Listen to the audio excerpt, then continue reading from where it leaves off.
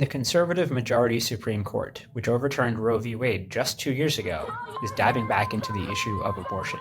We have confidence in our arguments before the court, but the president and the vice president have been very clear. We're going to continue to certainly defend FDA's approval. The justices are hearing arguments that could determine the future of the abortion pill Mifepristone, whether full access to the drug will be maintained, or whether they will roll back changes that have made the drug much more accessible in recent years, like prescribing the pill through telemedicine, delivering it through the mail, and allowing it to be used at up to 10 weeks of pregnancy.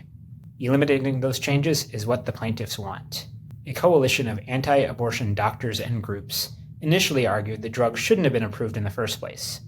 But the statute of limitations on that expired, so they are now saying those changes were unlawful. Our clients are doctors who are either OBGYNs or OBGYN hospitalists who work in emergency rooms. And the reason our clients have standing is because from 2000 on, including in 2021, FDA acknowledged that the restrictions, the safeguards that it was removing on the abortion drug would mean that more women suffer harm and end up in the emergency room.